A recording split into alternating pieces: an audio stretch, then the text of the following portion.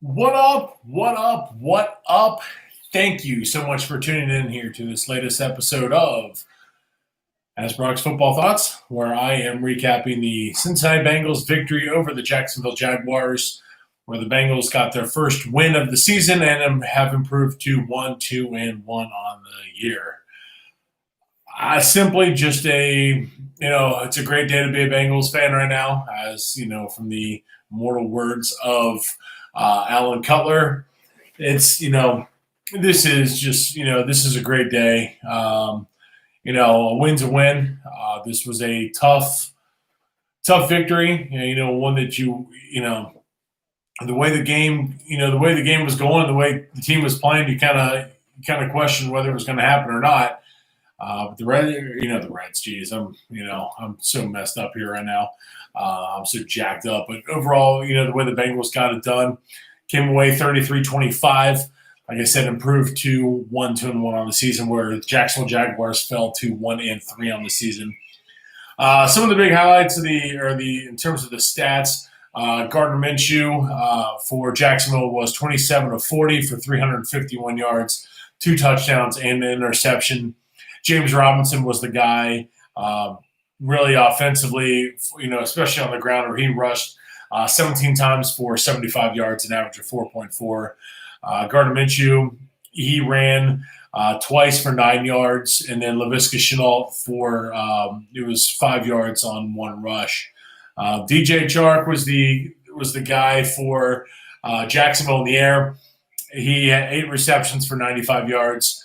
He was targeted 9 times. He did have 2 touchdowns. Laviska Shenault, the rookie from Colorado, he's a great receiver. He was 5 of 86. He was targeted 6 times. Keelan Cole, 4 for 46. Chris Conley, 3 for 44. James Robinson, 4 for 32. James O'Shaughnessy, 1 for 26. And then Tyler Eifert was targeted 6 times, had 2 receptions for 22 yards. Miles Jack did get the interception. That was a bummer.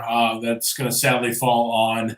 It's going to fall on Joe Burrow and his stat line, and that's entirely unfair. Joe Burrow was 25 of 36 for 300 yards, 1 touchdown, and that said interception on that throw to Drew Sample, where Miles Jack just flat out ripped it out of his arms and came away with the interception in the end zone. However, Joe Burrow did become the first NFL rookie, or the first rookie in NFL history to throw for 300 yards in 3 straight games. So Joe Burrow again continues to show why he is a legit star rising in this league here. He's continues to make plays, and some of his throws are they're just simply fantastic. And that's as a Bengals fan, we have to be excited for, because of what he can provide for this team. So Joe Mixon was the man. Joe Mixon offensively, simply stellar. 25 rushes for 151 yards. He did have 2 touchdowns. He averaged 6 yards per carry. Giovanni Bernard, 2 rushes for 19 yards. T. Higgins, 1 for 13. Joe Burrow, 4 for 11. Alex Erickson and Tyler Boyd each had 1 rush. Erickson's went for 7, while Tyler Boyd's went for 4. Receiving, overall, you're looking at it, 9 different guys got receptions again. So he's, Joe Burrow's spreading the ball around. Tyler Boyd, 7 for 90. T. Higgins, 4 for 77. Drew Sample, 3 for 47. Joe Mixon, 6 for 30. He did have the touchdown reception. Ethan Carter, huge reception in the second half. That was 1 for 24. Auden Tate, 1 for 15. And then Alex Erickson, 1 for 9. Mike Thomas and A.J. Green for 5 and 3 yards, respectively. Tyler Boyd was the man in terms of the targets. He hauled in 7, like I said. He was targeted 8 times, while T. Higgins was targeted 7, and then Drew Sample 5. Joe Mixon was targeted 6 times, holding all 6. So again, the Bengals did a really good job of spreading the ball around, and offensively really did a number on Jacksonville. As I'm trying to see if I can get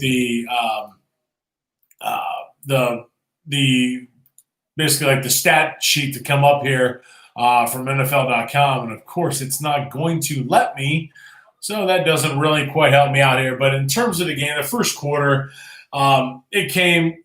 You saw only a total of 10 points scored in that first quarter, whereas it ended up being a 7-3 game going into the first quarter, or at the end of the first quarter, I should say. Jacksonville, 5 plays, 16 yards, ends up with an interception. Jordan Evans came away with the pick on the tip ball.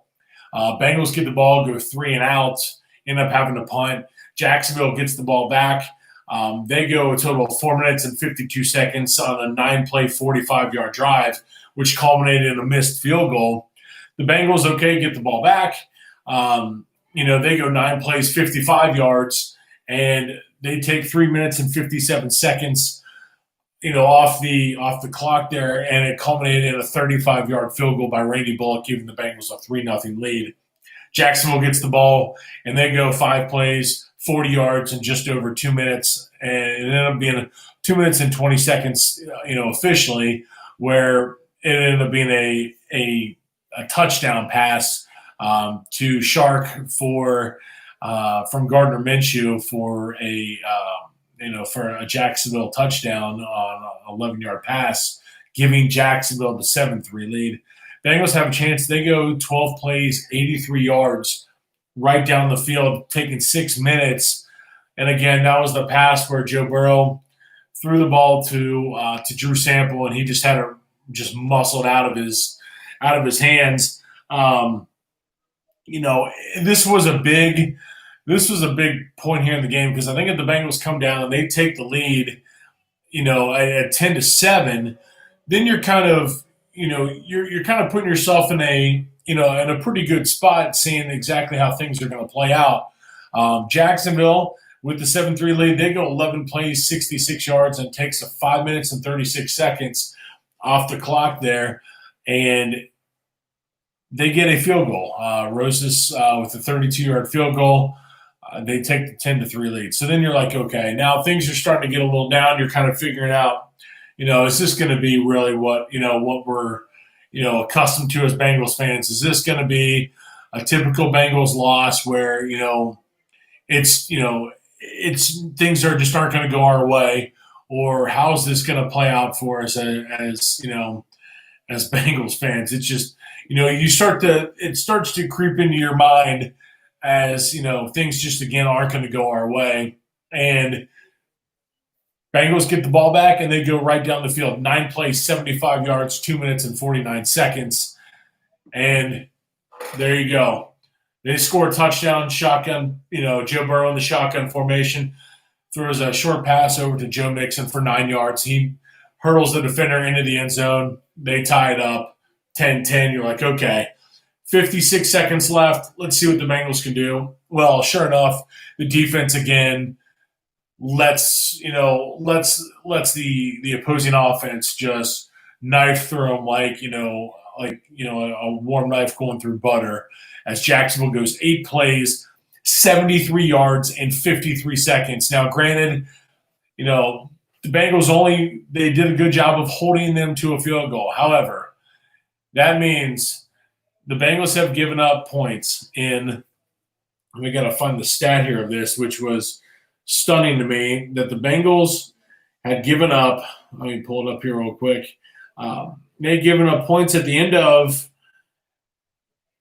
given up points in the last 2 minutes of the half. And at this point before was 23 of their last 33 games dating back to Marvin. Now you're going 24 34 games, like I said, dating back to Marvin Lewis. That simply is inexcusable. You cannot let a team, continue to do that. And, that's happened. It's happened every single game this year.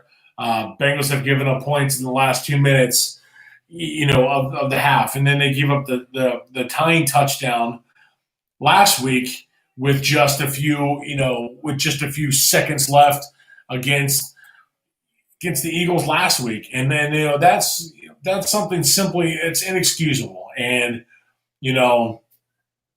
It simply cannot happen. Now the Bengals get the ball back to start off the first, the first drive of the third quarter. They get the ball after the half.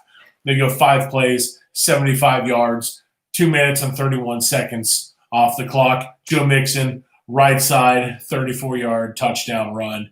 You're like, okay, here we go. Joe Mixon again continues to he can continue to impress all game, and that's Joe Mixon, like I said, was an absolute beast, and that's what you would expect out of your franchise running back. I mean, he is the guy that signed the contract, the big deal, right at the end of right going into this season here. You're like, all right,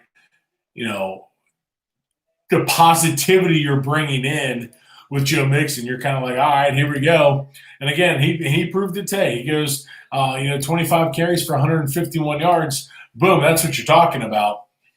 So at that point, Bengals take a 17-13 lead. Ball goes right back to Jacksonville. They go 4 plays, 5 yards, 52 seconds. They're forced to punt. Bengals get the ball back, 7 plays, 56-yard drive, where the Bengals start at the Bengals 39-yard line. They go 56 yards, 3 minutes and 9 seconds, and that ended up being a Joe Mixon run right up the middle for a touchdown on a 23-yard play. That drive was that was the one that took place with the flag that I felt should have been tossed, and on Andrew Wingard, who he laid out Jesse Bates in a defenseless receiver type play. No flag was thrown, and again, I kind of went off on Twitter about it because that's simply inexcusable. A defenseless receiver is a defenseless receiver regardless. If you're going to throw the flags, then throw the flags. I want to see the flags being thrown if you're going to do it. If you're not, then call it on both sides because you know damn well if that's Jesse Bates making that hit, Jesse Bates is getting, he's getting his ass fined off, and he's getting, personal foul after personal foul for a play like that. Simply inexcusable. I digress. Joe Mixon made him pay. On that 23-yard run up the middle, Bengals take a 24-13 lead. You're like, all right, here we go. Jacksonville gets the ball back. Defense steps up again. 3 plays, 7 yards. Force them to punt. Bengals get the ball back at the 41-yard line. They go 8 plays, 37 yards. And a drive that did kind of sputter a little bit. It did take 3 minutes and 25 seconds off the clock, and it culminated in a Randy Bullock 40-yard field goal. Bengals are up 27-13. And then you're like, okay, starting to feel pretty good about yourself here, kind of see exactly what, how it's going to play out. Jacksonville gets the ball back. They go 9 plays, 43 yards, and they did get a 50-yard field goal there to bring it within 11. It is, at this point, 27-16. This is where they traded field goals here. Bengals get the ball back, go 10 plays, 57 yards to basically start the fourth quarter. Culminated in a 46-yard field goal by Randy Bullock, giving the Bengals back a 14-point lead, making it 30-16. So it's like, okay, you're back to that 14-point lead. Let's see what happens. Jacksonville, they picked apart the Bengals. Gardner Minshew on a 2-yard touchdown pass to Sharp again. 8 plays, 71 yards. Like I said, that took 3 minutes and 6 seconds off. They bring it within basically within a score. They go for 2. Instead of kicking the field goal to make it, or kicking the extra point to make it a 7-point game, they go for 2 to try and make it within 6. Great job by the Bengals defense to stop that and stop them short of the end zone there. And it's, at this point in time, 30-22 with, now you're feeling, like I said, feeling pretty good about, how this is going to go. Bengals get the ball back with, just over 5 minutes left or just over really 6 minutes left in the game. They go 10 plays, 66 yards, killed 4 minutes and 28 seconds off the clock. and they got a 30-yard field goal from Randy Bullock to extend the lead back out to 11. So you're thinking, okay, here we go. You're starting, like I said, you're starting to feel pretty good about yourself. Like, all right, this might just happen. At this point, you're up 33-22. Let's see what happens. And again, this Bengals defense, they don't step up when it's needed.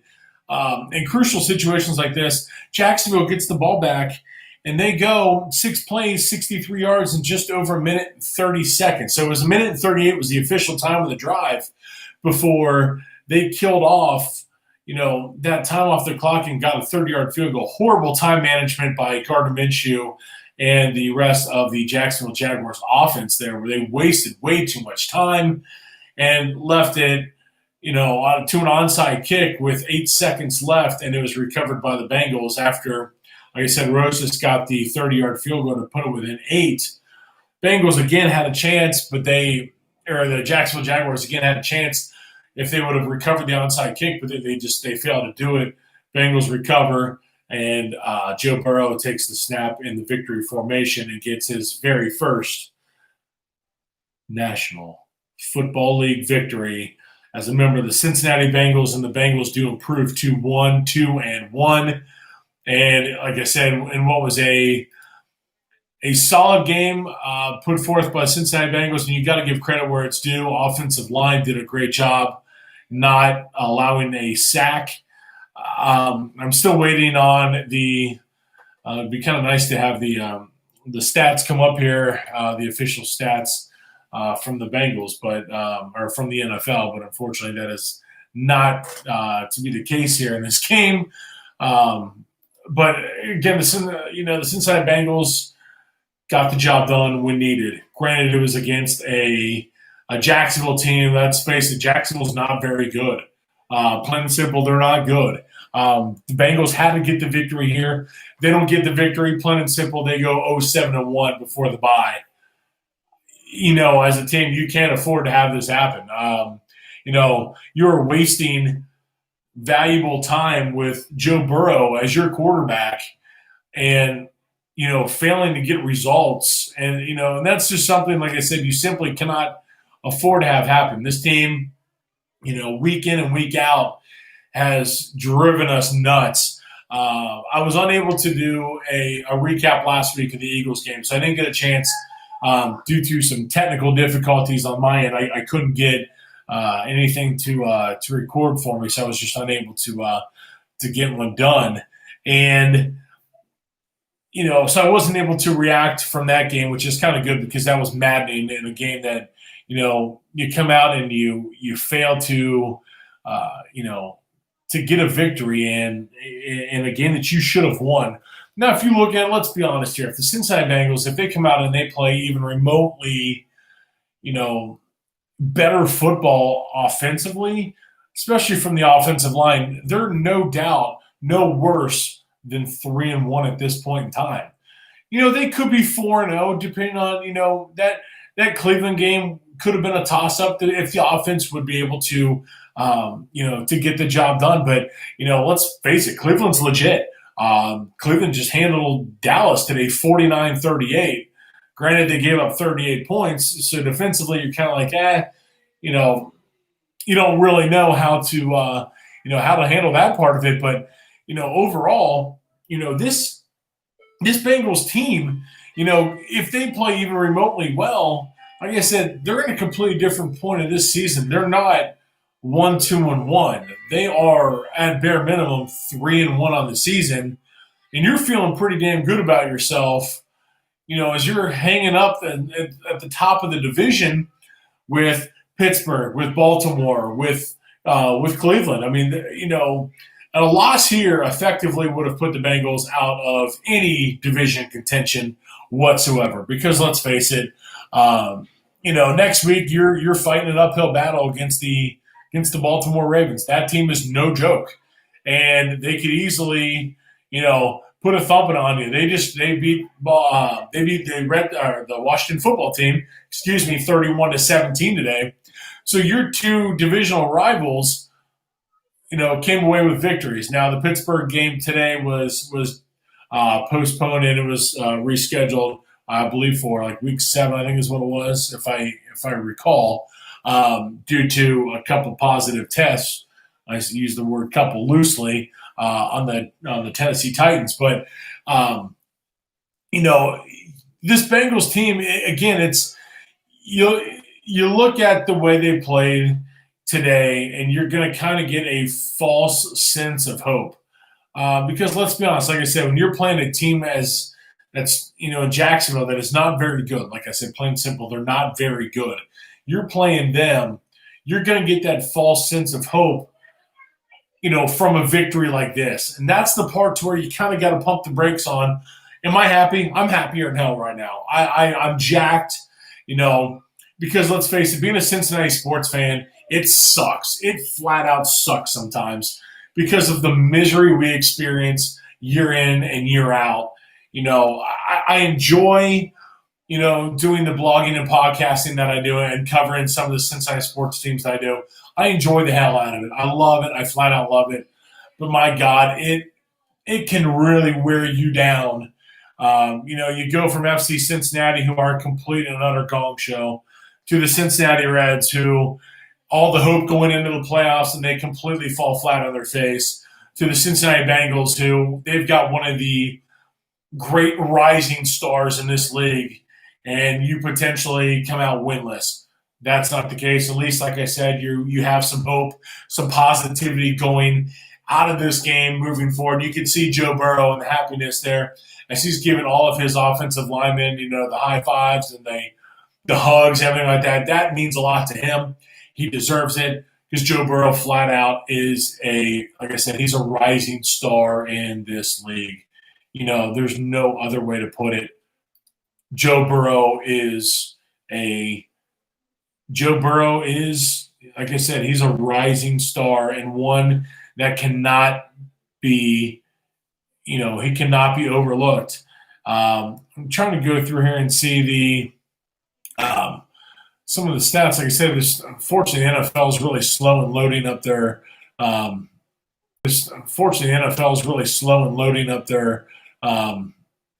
their game notes, which is a problem. Like I said, when I'm, that does a great job of breaking everything down. But, again, the offensive line comes away, and they did a really good job. Granted, it was against, like I said, a bad Jacksonville team. Plain and simple, a bad Jacksonville team. Granted, they got the job done. This would have sucked a hell of a lot more had this team fallen on their face and not gotten the win. Plain and simple. They did not. They got the job done, got the win. Thank you for this, for this victory here. Much needed and well deserved for Joe Burrow because, flat out, he has been nothing short of great in his games. Like I said, and some of the throws he's making, and this was the kind of performance you wanted to see from Joe Mixon as well, because Joe Mixon, to have a good passing game, you got to have a good running game, and flat out, that has not been the case so far this year. But they finally got it done, and that's what you want to see. And this was a crucial game for the Cincinnati Bengals that they had to win, because you're legit staring 0-7-1 at a crucial game for the Cincinnati Bengals that they had to win, because you're legit staring 0-7-1 at the break. And now, hell, at that point, I mean, you're looking at, if you lose that game, you are legit looking at a 2. So you got 2 wins in a year and a half, and you're looking at potentially 21 losses and 1 tie going into the bye. That's in a year and a half under Zach Taylor. Now, granted, I have been on the Eric Bieniemy train. I was on Eric Bieniemy. I wanted him originally as my guy. I love Eric Bieniemy. I love him at Colorado. Me being a Colorado guy, I simply love, Bieniemy.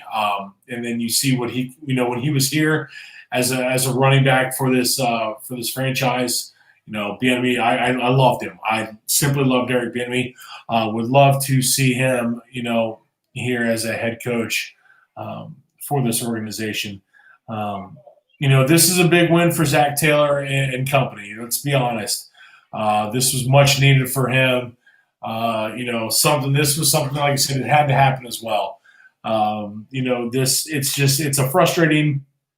It's a very frustrating thing to watch because you look at the way the offensive line had played, and they had picked it up towards the end of last season, and you're thinking, okay, the addition of Jonah Williams, okay, what's that going to do? And Jonah Williams, again, let's be honest, Jonah Williams is still a rookie.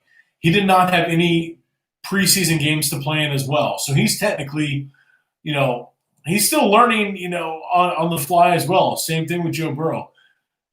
But Jonah Williams showed how athletically gifted he is, especially on that one run where he came out and was blocking for Mixon on the one where he kind of broke out and was laying guys out. And that was huge. That's a great athletic play there by your offensive tackle.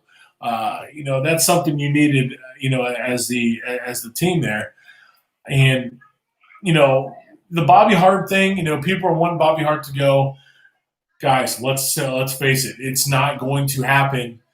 As long as Jim Turner's here, the Bobby Hart ain't going anywhere. Plain and simple. And I heard on the pregame show, Paul Dehner Jr. was talking about it. We know what we're going to get from Bobby Hart. It's something you have to accept. Bobby Hart ain't going anywhere. Plain and simple, Bobby Hart's going to be our right tackle. He's Jim Turner's guy. Jim Turner ain't going anywhere. The only way Jim Turner goes anywhere is if Zach Taylor's fired. Plain and simple, that was brought up, and it was a great Nick Cimino, he was, we were talking, like I said, we talk Bengals football pretty much every day, and he had brought that up. He's like, Jim Turner ain't going anywhere. As long as Zach Taylor's here, and the way he explained it was great. Plain and simple, Zach Taylor, as long as he's the head coach of the Cincinnati Bengals, Jim Turner is going to be our offensive line coach. It ain't going to happen. There's way too much connection there, between marriages and other crap like that. Plain and simple, he ain't going anywhere. So, we know what to expect as a team. It's just you have to in turn, schematically help out your offensive line. And the Bengals, they were lucky enough. This is a confidence boosting victory here before you get smacked back to reality from the Baltimore Ravens next week, which could suck pretty bad. But again, the Cincinnati Bengals improved to 1-2-1 on the season. First NFL victory for Joe Burrow. JFB, boom! I'm so happy for you, man. That is awesome. You deserved it. You have been just simply fantastic for us in this franchise. And again, it was one thing Nick and I had talked about today going into talking at halftime. If it wasn't for Joe Burrow, I don't know if any of us would be watching this team right now because it's rough. But hey, again, I'm thrilled, but I'm not going to get over my skis here in excitement, because it's let's be honest, it was against the Jacksonville Jaguars. Granted, it does. It makes you feel better. Hey, hell, we ain't going winless on the season. We got our first win. Boom. It's just what we wanted. So congrats to Joe Burrow. Congrats to the Bengals organization. Congrats to everybody in there. Huge win. Hopefully a momentum-building victory. Holy cow. As you can probably hear the screams, that is my nieces and nephews screaming like wild banshees there. So I'm going to wrap it up here. Thank you guys so much for tuning into this episode of Asbrock's Bengals Thoughts here as I give the recap of the Bengals victory over the Jacksonville Jaguars. So, guys, thank you as always. Make sure you follow me on Twitter at I am Chris Asbrock and at IS Cincy. Make sure you check out the website, impactsportscincinnati.wordpress.com. And my God, these kids are driving me nuts. Holy cow. Again, that's impactsportscincinnati.wordpress.com, impactsportscincinnati.wordpress.com. And for all your fitness needs, as always, make sure you check out fnxfit.com. That is fnxfit.com, and use the promo code Brock, take that back, BDiesel for 15% off your purchase. Again, that is fnxfit.com. And use the promo code BDiesel for 15% off your purchase. And again, that promo code is only good for non-subscription products. So again, for all your fitness needs, make sure you check out fnxfit.com. Thank you so much, everybody, and have a great weekend. Take care.